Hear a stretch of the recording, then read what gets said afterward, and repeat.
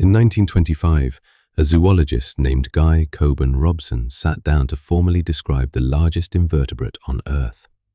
And the specimen he used was 2 arm crowns, not a body, not a whole animal. 2 arm crowns that had been pulled out of the stomach of a sperm whale in the Southern Ocean. The first time science ever met the colossal squid, it was already partially digested. And honestly, that sets the tone for basically everything else we got wrong about this animal. Because the colossal squid has a reputation. Rotating hooks, eyes bigger than dinner plates, the sea monster that brawls with whales. But when researchers actually ran the numbers on this thing, the monster fell apart. It's not related to the giant squid. It barely moves. And those famous eyes, the biggest visual system nature has ever built, didn't evolve to find food. So what is the colossal squid actually doing down there? Why does it need hooks that spin 360 degrees if it can't chase anything?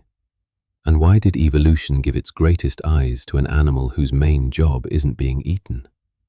Well, stay with me. The real animal is so much stranger than the monster.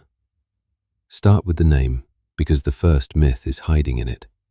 Colossal squid and giant squid sound like 2 sizes of the same animal. They aren't even in the same family. The giant squid, Architeuthis dux, is the only member of the Architeuthidae. The colossal squid, Messonychoteuthis hamiltoni, belongs to the Cranchidae, the glass squids. 2 families, as far apart as their reputations are identical. The field guide is instant. The giant squid's arms and tentacles carry hundreds of suckers lined with sharp, serrated rings of chitin. The colossal squid has those serrated suckers too, and then it adds 2 rows of hooks on each tentacle club, plus bigger fixed hooks down the middle of its arms. Hooks are the difference. And in its entire family, the colossal squid is the only hooked species. That family deserves a moment because it reframes everything. The Cranchidae are roughly 60 species of mostly small, mostly transparent midwater squid, glass squids. Their bodies are nearly see-through, a camouflage trick for open water, and they float using internal chambers of ammonium solution that keep them neutrally buoyant. The colossal squid is the family's impossible outlier. Same architecture, same buoyancy system, but instead of a translucent body, it has a thick, muscular, reddish-pink mantle that can weigh half a ton. It's essentially a glass squid that stopped being see-through somewhere along the way. Whether that bulk counts as polar gigantism or deep-sea gigantism is still an open argument. The species gets cited as a textbook example of both. And given that the family's core survival strategy is being invisible, the switch to a half-ton body demands an explanation. The answer took decades to even approach, because for most of the 20th century, the scientific record on this animal amounted to fragments. Hooks and beaks in whale stomachs, a few juveniles caught in nets, 2 arm crowns in the Natural History Museum in London catalogued as the species' syntypes, the official reference specimens. Scientists knew colossal squid existed. Nobody had met one. Then came February 2007, in the Ross Sea off Antarctica. A New Zealand longliner called the San Aspiring, operated by Sanford Limited, was fishing for Antarctic toothfish, hauling longlines from more than a mile down. On one hook, something grabbed the catch and refused to let go. The crew brought the line up to find a colossal squid wrapped around a 30-kilogram toothfish. The skipper, John Bennett, described the scene. The squid was wrapped around a 30-kilogram toothfish, and he was just munching away on it. It had latched on at roughly 1,800 meters and held on all the way to the surface. The crew stopped fishing. They got it aboard, preserved it, and delivered it to the Museum of New Zealand, Te Papa Tongarewa. Frozen, it weighed about 495 kilograms. Guinness World Records lists it as the heaviest colossal squid ever recorded, the heaviest invertebrate on Earth. Early estimates put its length near 10 meters. After thawing, the tape read 4.2 meters. Soft tissues shrink after death, and the shrinking has a way of feeding the legend. The longer measurements you'll still see in older sources, up to 12 or 14 meters, are extrapolations from beaks found in whale stomachs, not lengths ever measured on a whole animal. Still, this was the first nearly intact adult colossal squid science had held. Not arm crowns out of a whale's stomach, not a heap of beaks. A complete body, female, ovaries intact, under museum lights in Wellington. Robson named the species in 1925. The first live footage of a colossal squid in its natural habitat didn't arrive until the 9th of March 2025, when Schmidt Ocean Institute's remotely operated vehicle, Sebastian, working from the research vessel Falkor 2 near the South Sandwich Islands, filmed a 30-centimeter juvenile drifting at about 600 meters. 100 years between the formal description and the first sight of a living animal in its own world. A century as a rumor. So scientists finally had a body to work with, and when they ran the numbers on what that body actually needs, the monster started to come apart. In 2010, marine physiologists Rui Rosa and Brad Seibel published a paper in the Journal of the Marine Biological Association of the United Kingdom. Its title, Slow Pace of Life of the Antarctic Colossal Squid.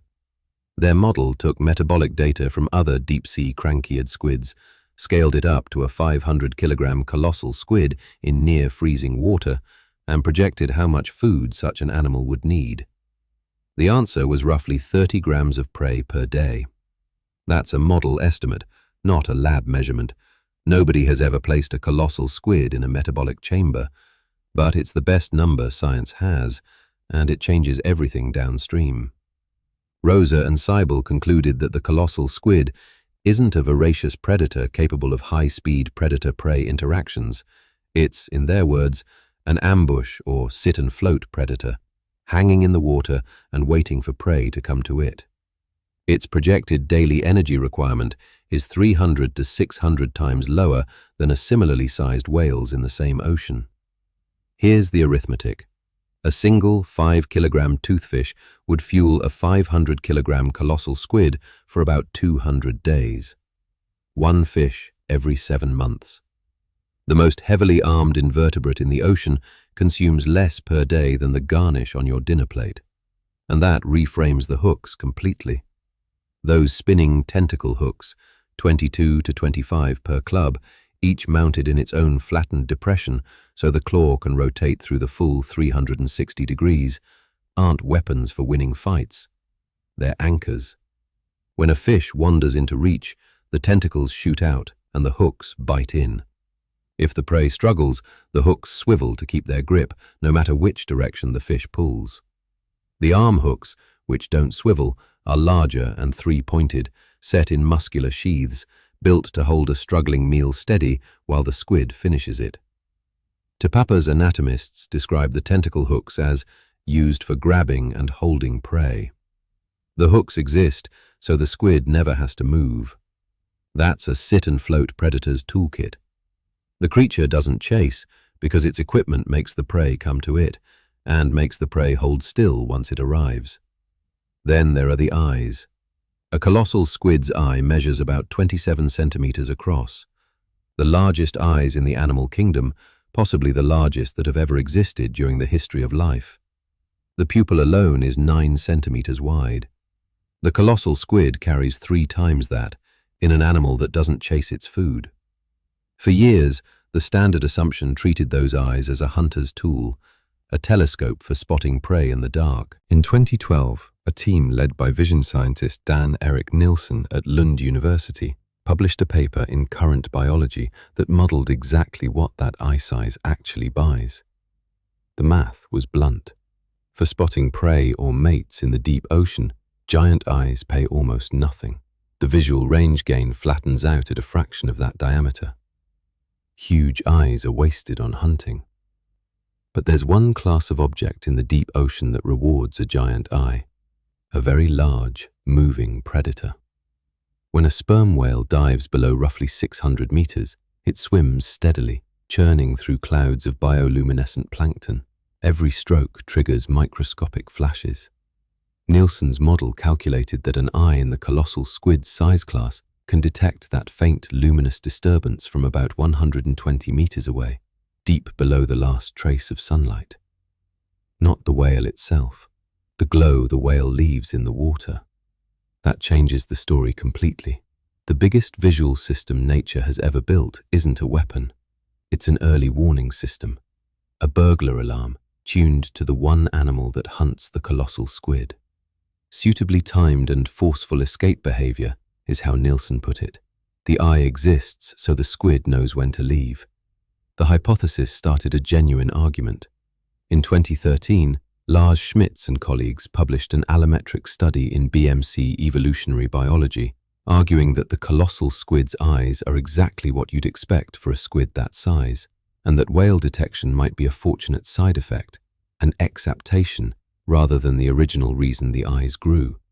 Nielsen's team responded, restating the 120-meter detection advantage. Both sides accept that an eye this large can help a squid spot a whale. The burglar alarm remains the best current explanation for the most extravagant optics in nature. That brings us to the legendary rivalry. The battles between colossal squid and sperm whales, the scars, the pitched fights in the dark. The evidence that these encounters get violent is real. Sperm whales carry the record of them on their skin. Older whales are so heavily marked that the scars overlap each other. Then you open the stomachs. Malcolm Clark, the British marine biologist who spent his career identifying cephalopod beaks from whale stomachs, examined a stranded sperm whale north of Kaikoura, New Zealand, and found about 10,000 beaks inside it, representing roughly 5,000 individual squids, plus 6 or 7 octopods. And in the entire peer-reviewed literature, there isn't a single documented case of a colossal squid killing a sperm whale. Not one. The scars prove the squid fights. The stomachs prove who wins. If this rivalry kept a scoreboard, the tally would read something like 5,000 to 0. It's not just sperm whales. The biggest invertebrate on Earth is also one of the most hunted meals in the Southern Ocean. That asymmetry isn't a failure on the squid's part, it's the whole design. Every defense the colossal squid has, the hooks, the size, the giant eyes, exists to avoid becoming whale food. The one-sidedness of the scoreboard is exactly what the animal was built for. So how did the internet end up casting a half-ton prey animal as the monster? The answer is in the history of the science itself. We met the colossal squid through its predator. The first specimen was 2 arm crowns in a whale's stomach. The next 100 years of evidence came largely from scars on whales and beaks in whale stomachs. We encountered the animal, over and over, from the inside of the thing that eats it. And in that frame, it was easy to write the squid as the rival. This is a recurring problem with squids. Promachoteuthis sulcus is a tiny squid known from exactly one immature female specimen, about 25 millimeters long, hauled from nearly 2 kilometers down off Tristan da Cunha by the German research vessel Walter Herwig. A photograph of its mouth went around the internet as the human teeth squid, a face full of square white teeth. It has no teeth. Those are folded lips, soft circular folds of tissue wrapped around an ordinary cephalopod beak. The most disturbing squid photo on the internet is a close-up of some lips, seen out of context. That's the pattern. Squids keep getting cast as monsters because we keep meeting their strangest features without the animal attached. Strip the context, and a defense mechanism reads as an attack. So no, the colossal squid was never the monster of the deep. The hooks are for fish. The size is for sitting still. The eyes are for watching the one animal that eats it.